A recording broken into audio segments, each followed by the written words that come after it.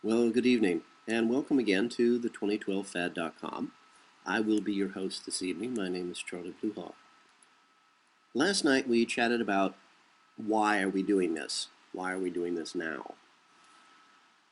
Well, as I mentioned, that's a tough one. As I said earlier, I've known about the event since I was 10 years old. I'm 52 now, and pretty much for the last 40 years, I've been trying to get people to wake up, pay attention.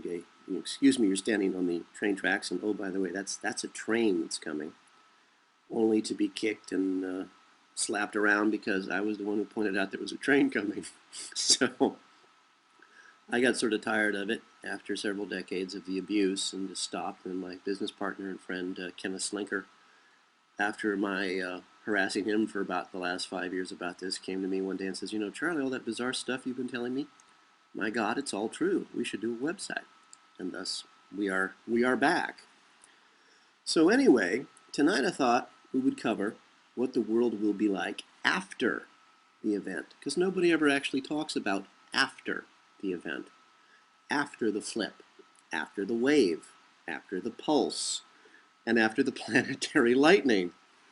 Damn, all those things we've talked about in previous episodes.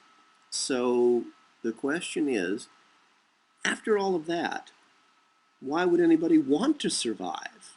What's there? And, that's a really good question. And I will try my best in our brief time together to give you, well, hopefully an intelligent answer. Let's start with what little we know about our own history, our own past.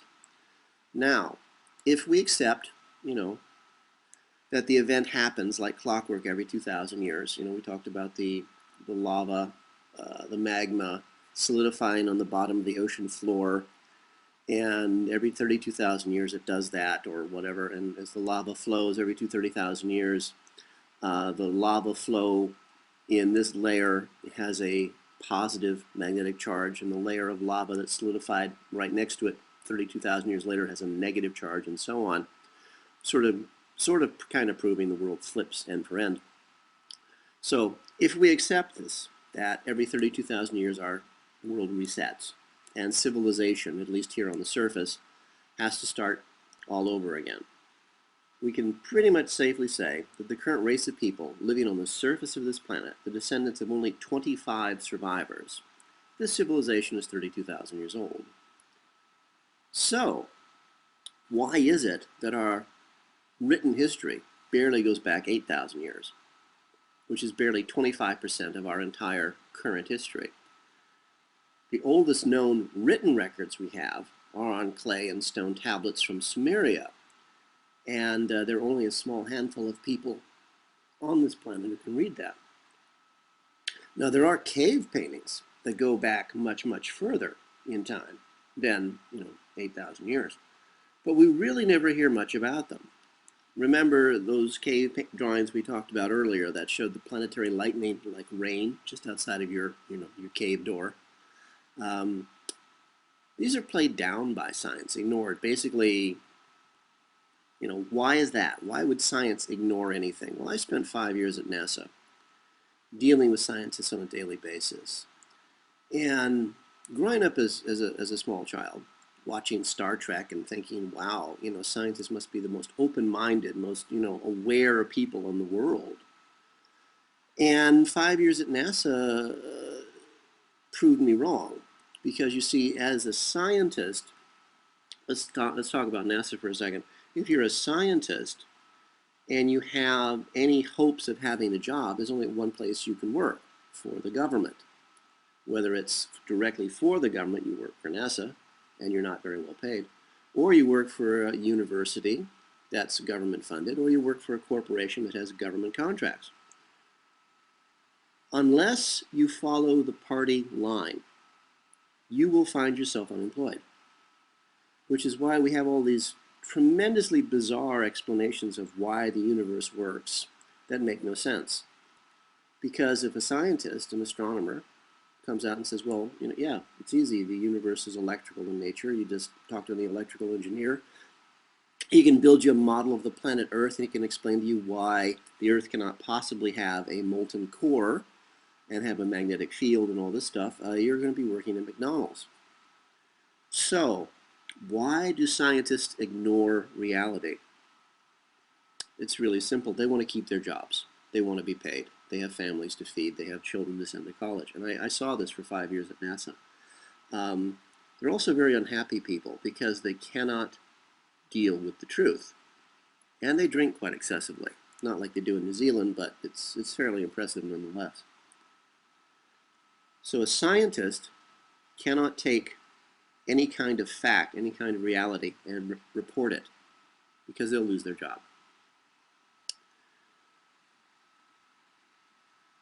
Anything that contradicts the approved history of our world, like the cave paintings, is ignored. According to science today, 100,000 years ago, humans spontaneously popped up out of the earth, probably out under, found under cabbage leaves or something. And they began as all small children do, who just spontaneously appeared out of nowhere. They begin like children, and they start finger painting. And that's the explanation of the cave drawings that we have from scientists today. So I guess our next choice for historical literature, if of course you don't happen to read ancient Sumerian, is the Christian Bible. Lots of good historical stuff in there if you can ignore all the let's kill our neighbors because God told us to stuff.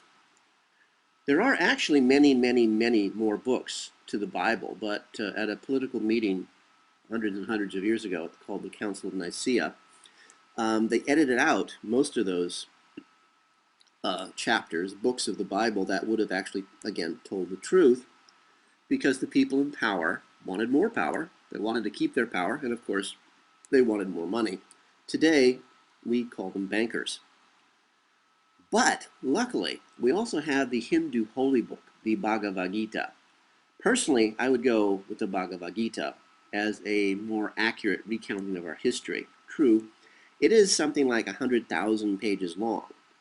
But what very, very, very little of this amazing book I've read, it has more of a reporter's nonpartisan point of view of history rather than having a political agenda.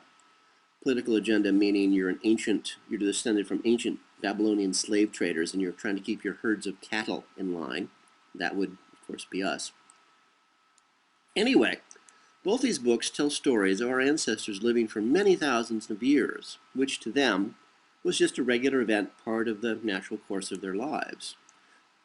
Let's skip, for the moment, all the talk about gods and angels and demons and sinners, and let's